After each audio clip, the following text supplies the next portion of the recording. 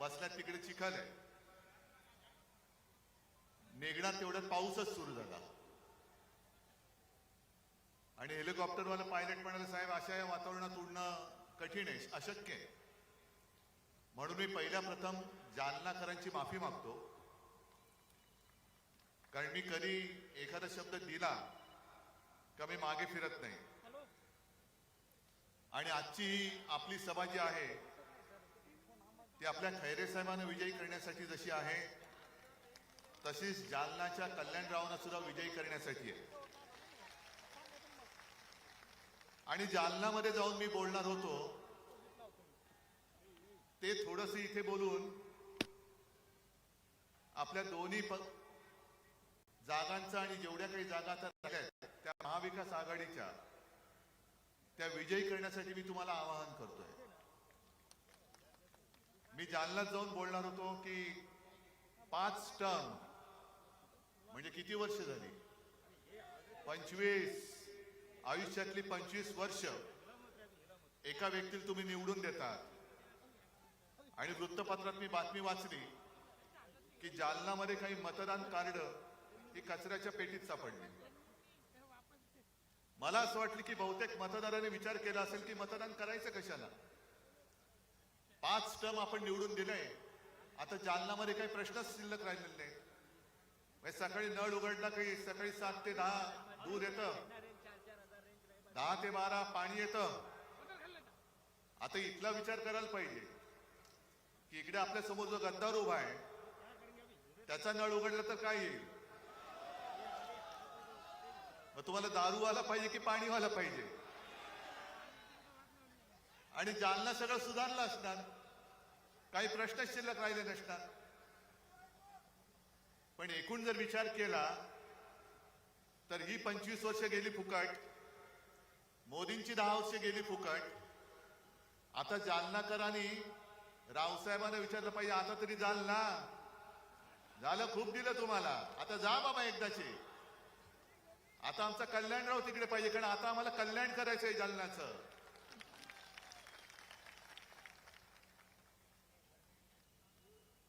झालंय असं की महाराष्ट्राने मोदीजींना झुकवलेलं आहेच,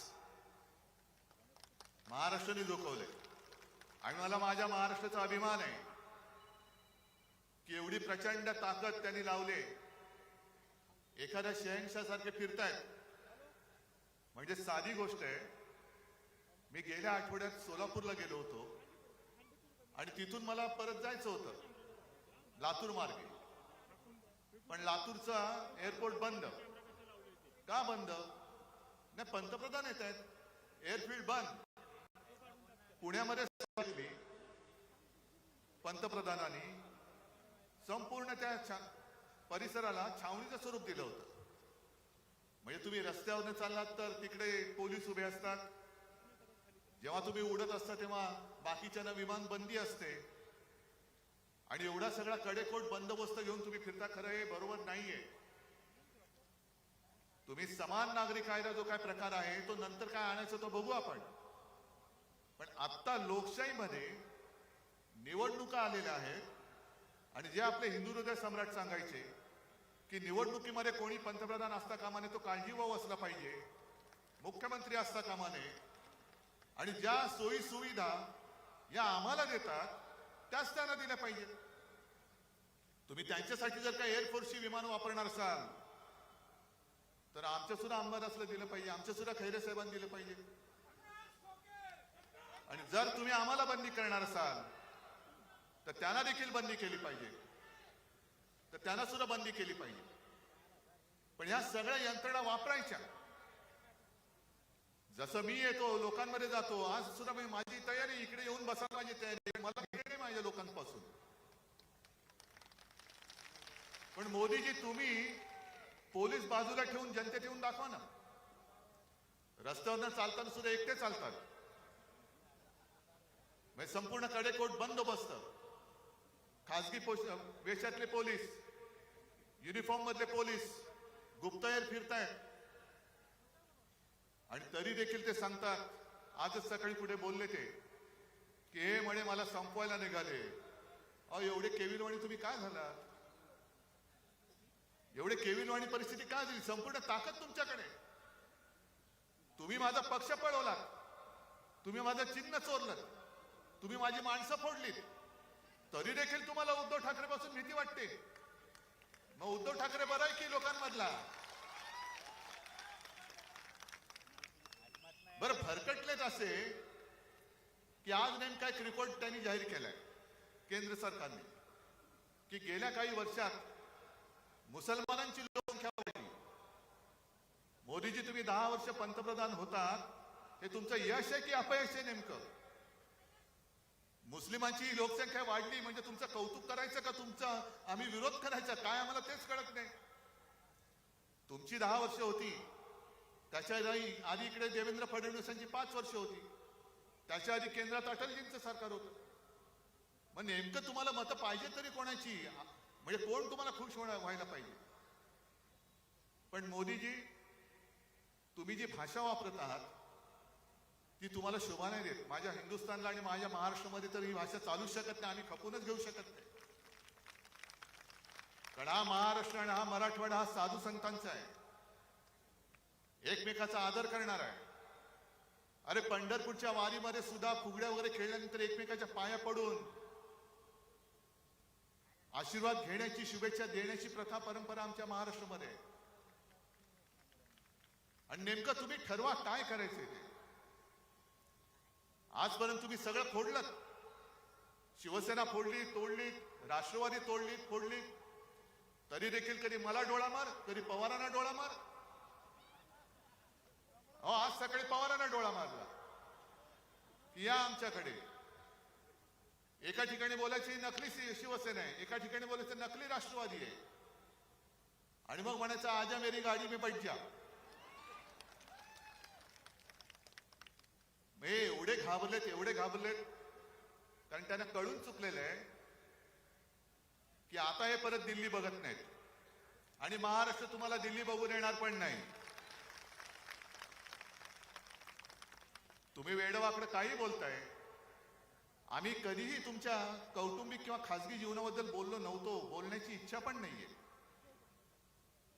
पण मोदीजी, तुम्ही 2014 साली तुम्ही पंतप्रधान व्हावं या पत्रावरती माझी सही घेतली होती, 19 साली घेतली, आणि काल तुम्ही जे बोललात ते मात्र मी तुम्हाला क्षमा करू शकत नाही. माझा महाराष्ट्र तुम्हाला क्षमा करू शकणार नाही, अजिबात नाही. तुम्ही माझ्या शिवसेनेला नकली सेना म्हणालात. एवढंच नाही, तुम्ही मला बाळासाहेबांचा नकली संतान म्हणाला. नकली संतान, नकली संतान बोलताय. अहो तुम्ही तुमचा आत्मा सैतानाला विकलात की काय? मोदीजी, तुम्ही तुमचा आत्मा विकलात सैतानाला, जसं सगळं आदरणीला विकलात तसं. मग कशाला खेळ करताय? बाळासाहेबांच्या आत्म्याला काय वाटत असेल? खरंच विचार करा. 2014 साली होय, माझ्या शिवसेना प्रमुख बाळासाहेब ठाकरे यांच्या शिवसेनेचा पाठिंबा तुम्ही तुमच्या बुडाला पंतप्रधान पदाची खुर्ची चिकटवण्यासाठी म्हणून घेतला होतात ना. मग 2014 साली ज्या दिवशी मी माझ्या तुळजाभवानीचं दर्शन घेऊन मुंबईला गेलो, नेमका त्याच दिवशी तुम्ही एकनाथ खडसेंकडनं फोन मला का करवलात की आपली युती तोडली म्हणून. तेव्हा तर मी युती तोडली नव्हती ना. 14 साली तुम्ही युती तोडली. काय वाटलं असेल बाळासाहेबांच्या आत्म्याला, तो विचार नाही केला. 19 साली तुम्ही ज्या शिवसेना प्रमुखच्या खोलीमध्ये तुमचे ते दुसरे अमित शहा,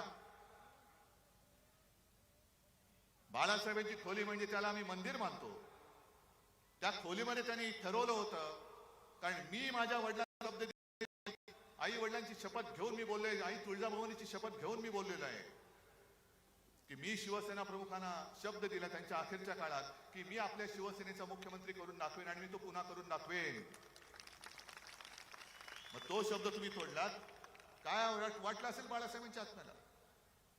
बरं, परवा तुमचं जे काय माझ्याबद्दलचं प्रेम उतू जात होतं की तुम्ही मला ऑपरेशनचा सल्ला दिलात, हे तर झूटच आहे म्हणा, ते सोडून द्या. आणि मग तुम्ही माझी चौकशी करत होतात. पण माझी चौकशी करताना जेव्हा मी माझ्या हातपायांची हालचाल करू शकत नव्हतो. आज तुमच्या समोर उभा आहे ते तुमच्या सगळ्यांचं प्रेम, आई वडिलांचे आशीर्वाद, आई तुळजाभवानीची कृपा म्हणून मी तुमच्या समोर उभा आहे. नाहीतर मी हलू शकत नव्हतो. खांद्यापासून पूर्णपणे माझी हालचाल बंद झाली होती. मोदीजी, त्याच वेळेला तुम्ही तुमच्या इथल्या या सगळे जे चेले चपाटे आहेत, पाव उपमुख्यमंत्री आहेत, त्यांना पुढे करून माझ्या पक्षात गद्दारीची बीज रोवली. माझा जाहीर आरोप नाही, ही माझी माहिती आहे. मग तेव्हा बाळासाहेबांच्या आत्म्याला काय वाटलं असेल याचा विचार केला? गद्दारी करून तुम्ही चांगलं चाललेलं महाविकास आघाडीचं सरकार पाडलं, तेव्हा बाळासाहेबांच्या आत्म्याला काय वाटलं असेल? आणि म्हणून तुम्ही हिंदू हृदय सम्राटांच्या आत्म्याची चिंता करू नका. त्यांचे आशीर्वाद जर नसते ना, तर आज तुम्हाला जे गुडघ्यावरती महाराष्ट्राने टेकवलंय, गुडघे टेकायला लावले, ते तुम्हाला टेकायला लागले नसते. आता मुंबईमध्ये रोड शो करणार आहेत, आले ना रस्त्यावर, 4 नंतर पूर्णच येणार आहेत. हा माझा महाराष्ट्र तुम्हाला रस्त्यावरती फिरवल्याशिवाय राहणार नाही. आणि आता तुम्ही जे काय तुमचं चाललंय, बरं काय वाटेल ते बोलतायत. राहुल गांधींनी म्हणे अदानी अंबानी बद्दल बोलायचं का सोडलं? आणि राहुल गांधींनी सांगायचं कि अडानी आणि अंबानींकडनं टेम्पो भरून पैसे कितना माल उठाया, कितना माल उठाया. मोदी जी, आप तो प्रधानमंत्री हैं. जब टेम्पो भर भर के पैसे जा रहे थे, काला धन जा रहा था, तो आपकी जो ईडी, इनकम टैक्स, सीबीआई वो क्या कर रही थी? का आमच्या गद्दाराच्या ठेल्यावरती गेले होते? जो गद्दार उभा राहिलाय त्याच्यासमोर गेले होते का? त्याच्या दुकानात गेले होते काय लिंबू पाणी प्यायला? जर तुमच्याकडे माहिती होती तर धाडी का नाही टाकल्या? आणि जर काळा पैसा टेम्पो भर भरून राहुल गांधीला गेला असेल, तर मग तुम्ही काळा पैसा नष्ट करण्यासाठी नोटबंदी केली होती, त्या अपयशाची मोदीजी तुम्ही कबुली दिलेली आहात. तुमचं सगळंच फसलेलं आहे, सगळंच फसलंय. देवेंद्र फडणवीस जे काय सांगतात की मोदीजींच्या इंजिनाला विकासाचे डबे आहेत. अहो, विकासाचं इंजिन, डबे सोडून द्या. गेले 10 वर्ष आम्ही बघतोय नुसते डबेच लागतायत. पण तुमच्या डब्याला खाली भ्रष्टाचारांची चाक आहेत ना, त्याचं काय करताय तुम्ही? आणि संपूर्ण देशाने आता ठरवलंय की हे आता इंजिनच बदलायचे. हे इंजिनच नको, द्या गुजरातला पाठवून. ज्या वाटेने तुम्ही आमचे गद्दार तिकडे नेलेत, त्याच वाटेने हे मोदीजींचं इंजिन सुद्धा गुजरातला पाठवून द्या. कारण 10 वर्ष नुसत्या वाफा नाही, नुसत्या थापा मारते, थापा. आज अंबादासजी, तुम्ही एक काम चांगलं केलं की आपल्या सरकारच्या काळामध्ये संभाजीनगरसाठी आपण काय केलं हे तुम्ही सगळ्यांना सांगितलं. आणि एका गोष्टीचा आज मला अभिमान आहे की शिवसेना प्रमुखांनी याच मैदानाच्या व्यासपीठावरून तुम्हाला जे वचन दिलं होतं, छत्रपती संभाजीनगर ह्या शहराचं नव्हे जिल्ह्याचं नामकरण मी करेन. मला अभिमान आहे की त्यांचा पुत्र म्हणून मुख्यमंत्री असताना ते करण्याचं भाग्य मला लाभलं. आणि काल परवाकडे कोर्टाने त्याच्यावरती शिक्कामोर्तब केलं, याचा मला अभिमान आहे. पण अजूनही विमानतळाचं नाव छत्रपती संभाजीनगर हे करू शकलेलं नाहीये.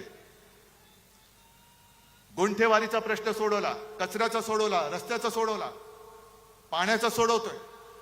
समांतर जलवाहिनी ती सरकारकडनं मी पाण्यासाठी मी पैसे देत होतो. आता काय झालं माहिती नाही, कारण मी मुख्यमंत्री असताना 1-2दा येऊन स्वतः त्याची पाहणी करून गेलो होतो. आता सरकार पाडलं. आता मला सांगा, तुमच्या घरामध्ये पाणी येते? संपूर्ण मराठवाडा आज आक्रोश करतोय पाण्याच्या नावाने. दुष्काळ, जवळपास दुष्काळच पडलेला आहे. पण तिकडे मोदींना लक्ष द्यायला वेळ नाही. अमित शहा तिकडे नाही जाऊ शकत. तुम्ही मला डुप्लिकेट म्हणता, नकली म्हणता, पवार साहेबांना भटकती आत्मा म्हणता. पण इकडे माझ्या शेतकऱ्यांच्या आत्मे जे तळमळत आहेत, जनतेच्या आत्मे तळमळत आहेत, पाण्यासाठी काहूर उठलंय. अनेक शेतकऱ्यांनी आत्महत्या केलेल्या आहेत. बरं मला सांगा, तुम्ही इतक्या वेळा किती वेळा मोदींच्या सभा पाहिल्या या काळामध्ये? भाषण ऐकलीत? ऐकलीत की नाही ऐकलीत? नाही, मी तर ऐकलंच नाही. मी कधीच ऐकत नाही. मी कधीच ऐकत नाही. पण मोदी ज्या वेळेला मनमोहन सिंग पंतप्रधान होते तेव्हाच एक ती क्लिप माझ्याकडे आहे आणि मोठ्या तावातावाने सांगत होते, प्रधानमंत्री महंगाई का म बोलने के लिए तयार नहीं. मग आता तुम्ही प्रधानमंत्री आहात, तुम्ही गायीवरती बोलता, महागाईवरती का नाही बोलत? आणि काय सांगितलं होतं तुम्ही, भाई और बहनों, मतदान करायला जाताना गॅस सिलेंडरला नमस्कार करून जा, सांगितलं होतं ना. मग त्यांचं भाषण काढा. पेट्रोल के दाम नीचे गए कि ऊपर गए, डीजल के दाम नीचे गए कि ऊपर गए, पेट्रोल के दाम, गैस डीजल पेट्रोल, गद्दार के दाम किती खोके, ते 50 खोके आता उघडलेत आणि नुसत्या खोके नाही उघडलेत, बाटल्या सुद्धा फुटल्या असतील. आता बाटल्या सुद्धा फुटल्या असतील. पण 10 वर्ष जर का तुम्ही या माझ्या महाराष्ट्रावरती जो आघात केला, अरे आमचंच चुकलं खरे. 19 साली युती तोडणार होतो आम्ही, 14 साली तुम्ही तोडली होती, पण आम्ही हिंदुत्वासाठी म्हणून परत तुमच्या बरोबर युती केली. आणि आता आम्हाला कळलं की तुमचं हिंदुत्व आणि आमचं हिंदुत्व याच्यात जमीन आसमानाचा फरक आहे. मी मागे सुद्धा बोललो, आज सुद्धा सांगतो, आमचं हिंदुत्व, आपलं हिंदुत्व हे घरातलं चूल पेटवणार हिंदुत्व आहे आणि भाजपचं हिंदुत्व हे घर पेटवणारं हिंदुत्व आहे. एवढी नतद्रष्ट ही माणसं आहे, दंगली घडवतात, आगी लावतात, घरं पेटवतात. घरातली चूल नाही पेटवत, घर पेटवून त्यांचे भाजपवाल्यांच्या पोळ्या त्याच्यावरती शेकतात आणि मरतात ती सामान्य माणसं मरतात, होरपळतात ती सामान्य माणसं होरपळतात. पोलिसांचे फटके सामान्य माणसे खातात, पोलिसांच्या केसेस, तुरुंगवास सामान्य माणूस भोगतो. आणि हे टगेगिरी करत एक अकेला सब पे भारी. अरे पण मेला माणूस, तुम्ही जगा किंवा मरा, पण मला पंतप्रधान करा. हे असे पंतप्रधान तुम्हाला पाहिजे? आज कांद्याचा प्रश्न पेटलेला आहे. मी काल परवाकडे जळगावला होतो, मावळला होतो, सगळीकडे शेतकरी पिसाळलेले आहेत. कापसाला भाव नाही, सोयाबीनला भाव नाही, कांद्याची निर्यात बंदी अजून उठवत नाही. काय म्हणून आम्ही तुम्हाला मतं द्यायची आम्हाला सांगा ना. गुजरातची कांदा बंदी तुम्ही उठवता, पण माझ्या महाराष्ट्राची कांदा बंदी उठवत नाही. जवळपास 1100 कोटी रुपये या कांदा उत्पादकांचं नुकसान झालेलं आहे.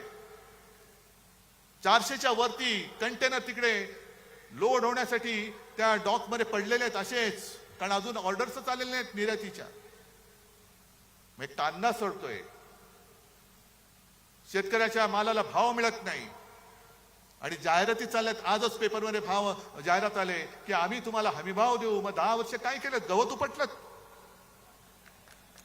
10 वर्ष आम्ही तुमच्याकडे हमी भाव मागतोय, तुम्ही हमी भाव द्यायला तयार नाही. संभाजीनगर मध्ये किती उद्योग आणले?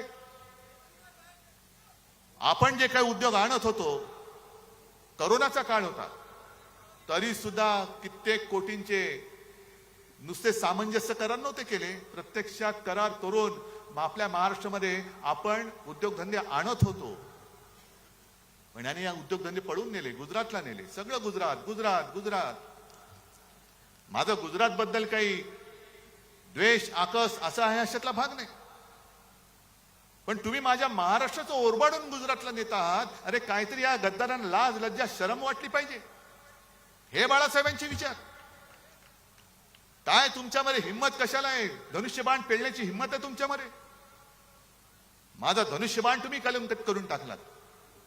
मोदीजी, तुम्ही या कटाचे सूत्रधार आहात. कारण 1-2 दिवसापूर्वी हे जे मिंदे आहेत त्यांनी ठाण्यामध्ये एका कार्यकर्त्यांच्या मेळाव्यात भाषण केलं आणि काय सांगितलं, आणि म्हणून असं कणून बोलत असतात ते. अरे काहीतरी पोट साफ करण्याचं औषध घे, कणतोस कशाला? आणि कणून त्यांनी सांगितलं की मी मोदीजी आणि शहाजींना सांगितलं मी करेक्ट कार्यक्रम केलेला आहे, आता पुढचं काम तुम्ही करा. आणि त्यांनी असली शिवसेना आणि धनुष्यबाण आपल्याला दिलं, म्हणून मी मोदीजी आणि शहाजी तुमचे आभार मानतो. अरे नेभळटा, वडिलांचं नाव माझ्या लावावं लागतं तुला, तुझ्या वडिलांचं नाव तू लावू शकत नाहीस. नेबळट माणूस कुठला.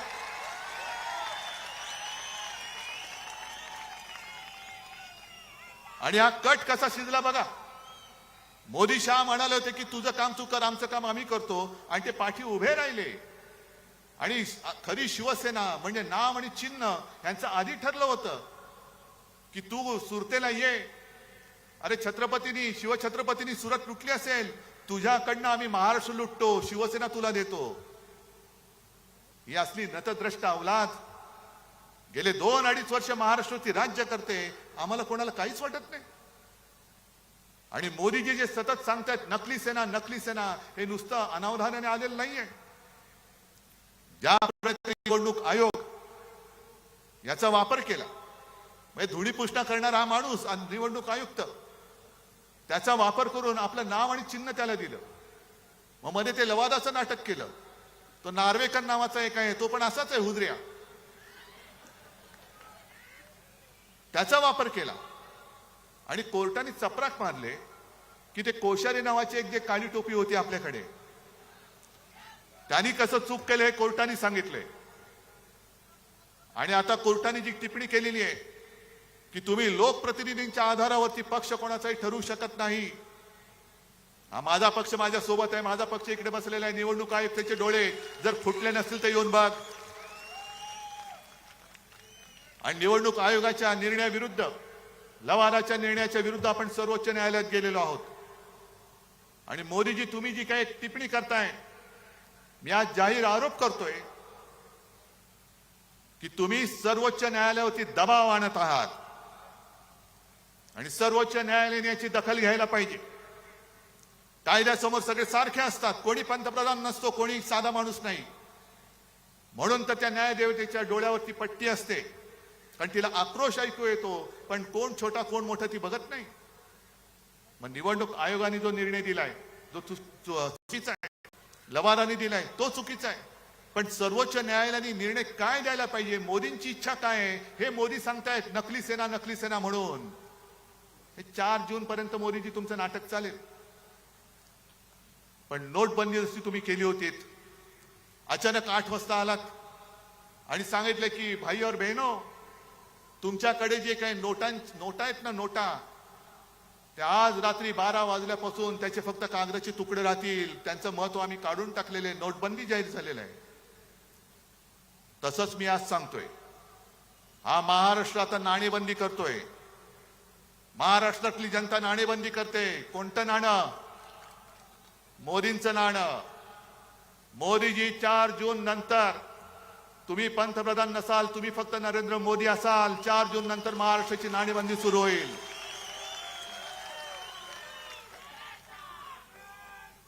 काय म्हणून महाराष्ट्राने तुम्हाला द्यायची मतं? गेले 10 वर्ष सातत्याने 40 पेक्षा अधिक जागा आम्ही तुम्हाला देतो आहोत, आणि त्याचे पान तुम्ही असे फेडता. शेतकरी आत्महत्या करतोय, बघायला वेळ नाही.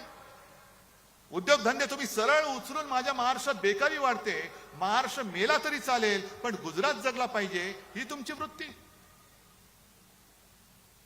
आम्ही आरक्षण देऊ, मग आजपर्यंत का नाही दिलं? आरक्षण हटवणार नाही, आजपर्यंत का नाही केलं?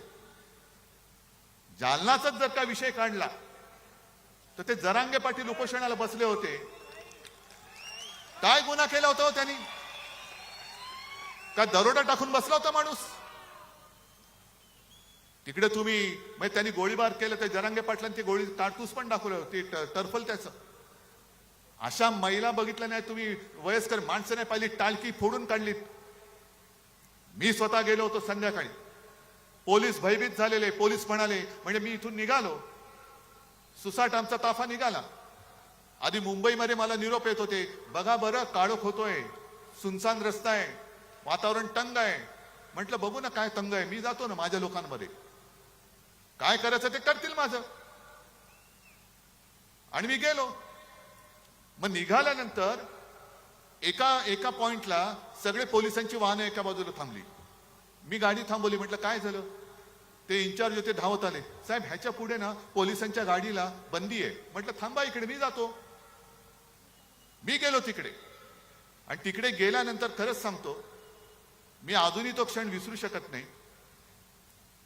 एक तर गेल्याबरोबर लाट्या काट्या खाल्लेले सगळे माझे बांधव होते. त्यांनी मी गेल्यावरती जो जयघोष केला की त्यांना वाटलं की कोणतरी आधार देणारा आला. त्याच्यानंतर मी एका घरी गेलो आणि त्या माऊलीने माझी ओवाळणी केली. मला वाटतं रक्षाबंधन असेल का काय तोच सुमार असेल. आणि मला सांगितलं, डोळ्यात पाणी होतं, की दादा मी सुद्धा वाचले, माझ्या सुद्धा हाताला मार लागलाय. म्हटलं मग ताई काय औषध उपचार केले, माझं जाऊ द्या, पण माझ्या सुनेला आणि मुलाला एवढं मारलंय ते हॉस्पिटलमध्ये आहे. मग आंबारास पण सोबत होते. आम्ही निघाल्यानंतर त्या ताईला भेटायला गेलो, तिच्या सुनेला.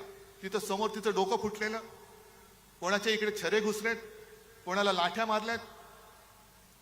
का हा तुम्ही अत्याचार माझ्या या बांधवांवरती का केला त्याचं उत्तर अजून कोणी दिलेलं नाही. कोणाच्या ऑर्डरनी केला, कोणाच्या ऑर्डरनी दिला? कारण मी मुख्यमंत्री होतो, मला चांगलं माहिती आहे प्रशासन कसं चालतं. एखादा एवढा लाठीमार किंवा हवेत गोळीबार करायचा असेल तरी त्याला वरिष्ठांची परवानगी लागते. आणि तिथल्या लोकांनी मला जे सांगितलं की एक वर्ण कोणाचा तरी फोन आला आणि त्याच्यानंतर अचानक जणू काही सैतान अंगात यावा तसा पोलिसांनी लाठीमार सुरू केला. या जखमा अजूनही कोणी विसरलेलं नाही, ह्या वेदना अजूनही कोणी विसरलेल्या नाही आहेत. तुम्ही एकतर फसवणूक करतात आणि मग आरक्षणाच्या गोष्टी करता. आज केजरीवालना जामीन झालेला आहे, पण तुम्हाला सगळ्यांना माहिती आहे केजरीवाल जे आहेत त्यांच्या सरकारचे अधिकार हे मोदी सरकारने काढून घेतले. ही हुकुमशाही नाही.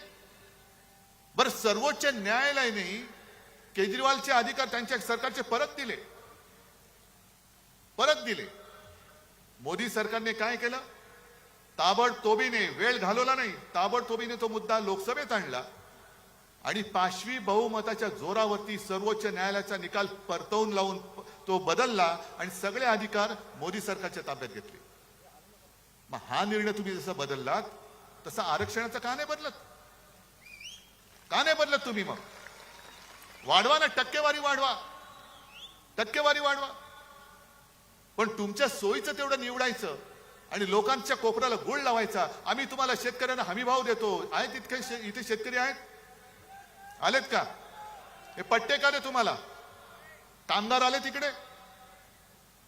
किती लोकांना काम मिळाले, किती लोक बेकार आहेत? आता हे जे काय कायदे करतायत, शेतकऱ्यांना हमी भाव देऊ.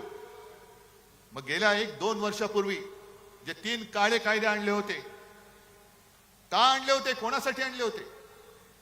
शेतकऱ्यांनी आंदोलन केलं 6-7 महिने. त्याच्यामध्ये 700-800 शेतकरी मेले. ऊन वारा पाऊस थंडीमध्ये काकडून मेले, भिजून मेले, भाजून मेले. भाजून म्हणजे उन्हानी. मोदी सरकार ढिम्म हलत नव्हतं. आणि जेव्हा निवडणुका आल्या तेव्हा सगळं मागे घेतलं. मग आता निवडणुका झाल्यानंतर हे पुन्हा आणतील किंवा न आणतील ह्याची खात्री कशी बाळगायची? आणि एक साधा प्रश्न आहे, ज्या पद्धतीने यंत्रणेचा वापर करून आपल्या शिवसेनेच्या 7-12वरती या दाढीवाल्याचं नाव लिहिलं, नेबळटाचं नाव लिहिलं, मग उद्या तुमच्या 7-12वरती त्यांच्या मित्राचं नाव लिहिलं तर तुम्ही कोणाकडे जाल? शेती राहील तुमच्या जागेवर आणि काही करू शकतील. आज भले अडाणी अंबानीवरती बोलू देत, पण एक 2-3 दिवसापूर्वी माझ्या जळगावच्या सभेत आपले असीम सरोदे वकील, ज्यांनी उत्तम प्रकाराने ही केस जनता न्यायालयात म्हणजे तुमच्या समोर मांडली, काय एक त्यातले पैलू आहेत ते सोडून तुम्हाला सगळे सांगितले.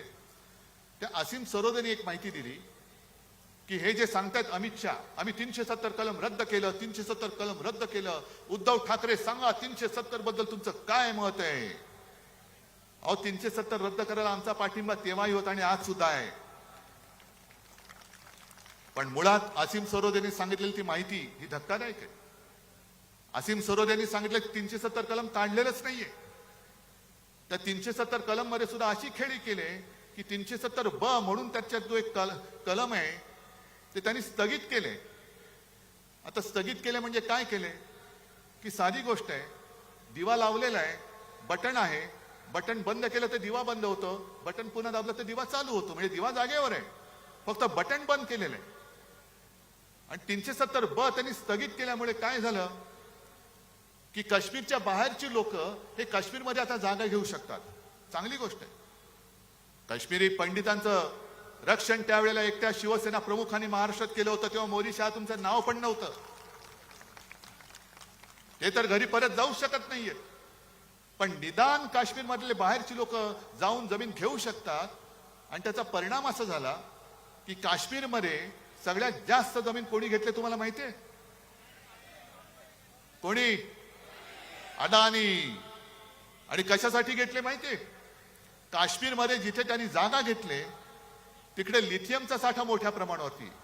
किती हलकटपणाने चालले, किती आपल्याला भोळे समजतायत, भोंदू समजतायत आणि देशभक्तीचा आव आणतायत. अडाणींसाठी तुम्ही ते कलम बाजूला केलं. अडाणींनी तिकडे मोठी जागा घेतली आणि तो लिथियमचा साठा, त्या लिथियमचा वापर आपल्या मोबाईलच्या बॅटरीज, आता इलेक्ट्रिक व्हेकल ज्या येत आहेत आल्यात त्याच्या बॅटऱ्यांसाठी, इतर अनेक ठिकाणी लिथियमचा वापर होतो. ते बरोबर त्यांनी उचलून त्या अडाणीच्या घशात टाकलं. आता अडाणींकडे गेला म्हणजे पैसा कुठे गेला? मोदी म्हणजे कुठे? गुजरात. काय महाराष्ट्राला काय मिळालं? 2-3 सेमी कंडक्टर चिपचे जे कारखाने उद्योग येत आहेत त्यातले 2 नेले गुजरातला. टाटा एअरबस गुजरात, हिरे व्यापार गुजरात, वित्तीय केंद्र Gujarat, medical device park Gujarat, bulk drug park Gujarat, सगळं गुजरात गुजरात गुजरात. मग महाराष्ट्राने काय नुसतं या गद्दाराच्या गुत्त्यावरती जाऊन दारू प्यायची? गुजरातमध्ये गुजरातच्या बंदरावरती हे बंदर सुद्धा अडाणीच. मध्ये मध्ये बातम्या येतात करोडो रुपयांचा ड्रग्सचा साठा सापडला, नशिले पदार्थ. हे कुठेच जातात ड्रग? कुठे कोणाच्या अंमलाखाली तुम्ही जाताय? एका बाजूला ड्रग्ज येत आहेत, एका बाजूला सरळ गुत्तेदार निवडणूक लढतायत आणि आपलं मोदी बाबा म्हणून शिक्के मारत बसायचं. ही लढाई ही उद्धव ठाकरेची नाही, ही उद्धव ठाकरे तुमची लढाई लढतोय. माझं काय जातंय? मला तर परवा मोदींनी डोळा मारलेलाच आहे. मला तर मारलाय डोळा, पण मी नाही जाणार. माझा महाराष्ट्र माझ्या डोळ्या देखत लुटला जात असेल तर मोदीजी तुम्हाला नकली संतान म्हणताय तुम्ही, त्या शिवसेना प्रमुखांच्या पुत्राचा इंगा तुम्हाला मी दाखवतो. आणि तुम्हाला माझ्या भवानी मातेचं तेज काय असतं ते सुद्धा दाखवतो. तुम्ही जय श्रीराम म्हणता, आम्ही जय श्रीराम म्हणतो. या सांस्कृतिक क्रीडा मंडळाच्या मैदानामध्ये त्यावेळेला मला वाटतं राम मंदिरासाठी विटा जमवण्यासाठी इकडे प्रमोद महाजन आणि शिवसेना प्रमुखांची सभा झाली होती ना? मग तुम्ही काय शिकवताय आम्हाला राम मंदिरामध्ये शिवसेनेचे योगदान काय? अरे प्रमोद महाजन जरी आज असते ना तर मोदीजी तुम्ही दिसला नसतात. आमचा एक अस्सल मराठी माणूस तिकडे पंतप्रधानपदी बसला असता. पण राम मंदिर म्हणून तुम्ही जे काय मिरवताय, राम मंदिर तुम्ही केलं नाहीत. उद्धव ठाकरे राम मंदिराच्या वेळेला आले नाहीत, म्हणे रामाचा अपमान केला. तुम्ही काय मुहूर्त काढत बसता? तुम्ही द्याल तो मुहूर्त, नाही मानत मी मुख्यमंत्री होण्याच्या आधी सुद्धा राम मंदिरात गेलो होतो आणि मुख्यमंत्री झाल्यानंतर सुद्धा गेलो होतो. पण मला नाही आठवत देवेंद्र फडणवीस मुख्यमंत्री असताना कधी गेले होते. नाही, एवढी माहिती माझ्याकडे नाहीये. पण राम मंदिराचं तुम्ही घेताय. पण ज्या दिवशी राम मंदिराचा मुहूर्त झाला त्या दिवशी आपण कुठे होतो? नाशिकच्या काळाराम मंदिरात. आणि या काळाराम मंदिराचं एक ऐतिहासिक महत्व आहे.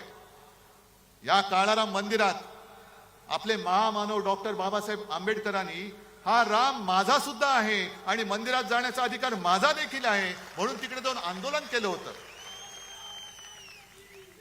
याचं कारण आज जे हे बुरसटलेले गोमूत्रधारी आहेत, जे स्वतःला हिंदुत्ववादी हिंदू समजतायत, हे बुरसटलेले गोमूत्रधारी, हे हिंदुत्व आमचं नाहीये.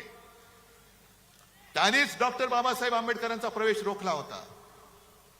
आणि ज्या बुरसटलेल्या गोमूत्रधारेनी संत तुकारामांच्या गाथा बुडवल्या होत्या, तेच बुरसटलेले गोमूत्रधारी आज महामानव डॉक्टर बाबासाहेब आंबेडकरांनी लिहिलेलं संविधान सुद्धा बदलायला मागतायत. 400 पार म्हटल्यानंतर तुम्ही जो जल्लोष केला की तडीपार, कारण 400 पार का व्हायचं यांना? समोर विरोधक नकोय. जे हिटलरनी केलं होतं, जे पुतीननी केलं. आता पुतीनच्या इकडे निवडणूक झाली, 98% मतदान पुतीनला झालं. 98%. काय बोंबळला तुम्ही? सगळे विरोधक तुरुंगात टाकून दिले. काही जण तुरुंगात मेले, काही जण रहस्यमयरित्या मृत्यू झाला. पण आम्ही निवडणूक घेतली की नाही? 98% लोकांनी मतं दिलेत आम्हाला. ही अशी निवडणूक तुम्हाला उद्या पाहिजे? आज जे काय आम्ही बोलतोय, पोट तिडकीने मी बोलतोय. का मी आलो? कारण खैरेंसारखा एक निष्ठावान माणूस आज पुन्हा एकदा ताकदीने उभा राहिलेला आहे. जाऊ शकत होते ना, खैरे जाऊ शकत होते, अंबादास जाऊ शकत होते, घोडीले जाऊ शकत होते, कितीतरी लोक इकडे बसले ते जाऊ शकत होते. काय त्यांना खोके मिळाले नसते? बरोबर आहे, गद्दारी विकत घेता येते, पण निष्ठा विकत घेता येत नाही. ती रक्तात असावी लागते. आमच्या रक्तात निष्ठा आहे. आणि बाबासाहेबांनी लिहिलेलं संविधान, एक साधा दलित कुटुंबात जन्मलेला माणूस, गरीब माणूस एवढा बुद्धिमान होऊ शकतो. आणि त्यांनी लिहिलेलं संविधान आम्ही पाळायचं, हे यांच्या बुरसटलेल्या मेंदूला झिंझिण्या आणणार आहे. हे म्हणून यांच्या झिंझिण्या आणल्यात. महाराष्ट्राचा आकाश आहे, हे संविधान बदलायचंय. आणि ही चाल, ह्या काही मला स्वप्न पडलं म्हणून नाही मी बोलत. त्यांच्याच काही खासदारांनी, आमदारांनी, माझी काही लोकांनी हे सगळं बिंग फोडलेलं आहे. आणि त्याच्यासाठी आपण लढतोय. म्हणून तर योग्य वेळेला मशाल आपल्या हातामध्ये आलेली आहे, योग्य वेळेला आलेली आहे. चोराच्या हातात धनुष्यबाण दिलंय आणि तुमच्या हातामध्ये मशाल आहे. ही मशाल ही आई जगदंबेची आहे. ते सगळे नाचतात ना गोंधळ घालताना सुद्धा, तसा हा गोंधळ मांडायचा होता. हा गोंधळ मांडायचा आहे. सगळ्या देवदेवतांना सांगायचं या गोंधळाला या. आणि देशाने खरं ठरवायला पाहिजे. मोदीजी, तुम्ही जे मला परत परत तुम्हाला का सांगतोय? कारण काँग्रेसचे कोणतरी एक जे पितृदा, त्यांनी का सगळ्यांची पित्र खाली आणली मला माहिती नाही. हा याच्यासारखा दिसतो. अरे दिसत असेल, तुझं काय जाते? पण ते बोलल्यानंतर काँग्रेसने त्यांना काढून टाकला. मग आता मला भाजपला विचारायचंय, मोदी शिवसेना प्रमुखांनी माझ्या माचा अपमान करतायत. मी पितृदेव भव, मातृदेव भव, गुरुदेव भव मानणारा संस्कार झालेला माणूस आहे. माझ्यावरती माझ्या आई वडिलांचे संस्कार आहेत. मोदीजी, कदाचित तुम्ही जन्म झाल्यापासून एवढे देशसेवेत मग्न झाला असाल की तुमच्या आई वडिलांनी तुमच्यावरती संस्कार करायला वेळच मिळाला नसेल. पण तुमची जी भाषा आहे ती पंतप्रधान पदाला शोभेशी नाही. ती तुम्ही माझ्या देशाची आबरू घालवताय संपूर्ण जगामध्ये. ही भाषा शोभत नाही तुम्हाला. जरा शिकवणी लावा. पुढे जरा आता आराम घ्या. कारण हे झोपत नाही असं म्हणतात. आणि जो झोपत नाही त्याच्या बुद्धीवरती दुष्परिणाम होतो. हे वैद्यकीय सत्य आहे. म्हणून भाजपला सुद्धा सांगतोय की तुम्ही आमच्यावरती जी टीका करता की इंडिया आघाडीकडे किती चेहरे आहेत, 5 वर्षाला 1 वर्षांनी पंतप्रधान बदलणार. अहो, आमचं आम्ही बघू. पण तुमच्याकडे आता एक चेहरा आहे, तोच तुमच्या डोईजड झालाय. आता तुमच्याकडे दुसरा चेहरा कोण? कारण हा चेहरा तुम्हाला विजय नाही मिळवून देऊ शकत.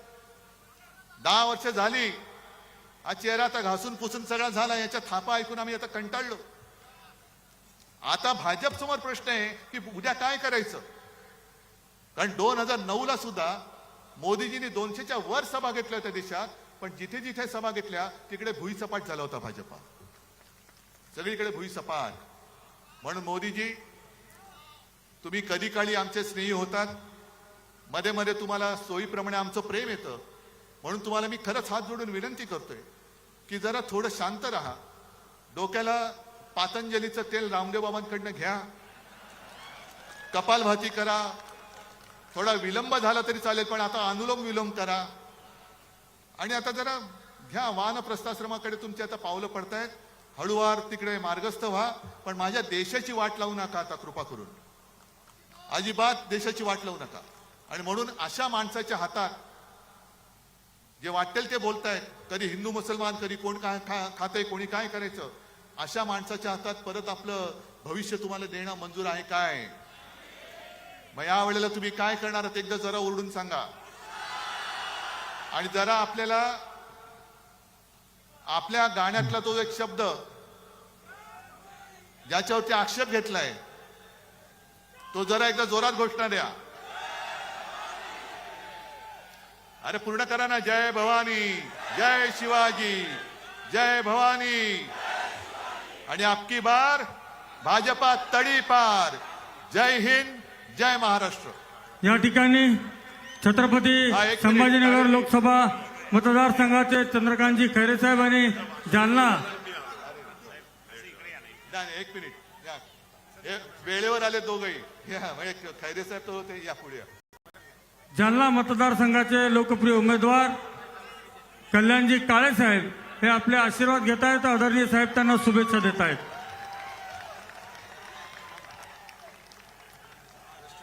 यानंतर राष्ट्राच्या सन्मानार्थ या सभेची सांगता राष्ट्रगीताने होईल. सर्वांना विनंती, आपण सावधानमध्ये या ठिकाणी शांततेत उभं राहायचंय.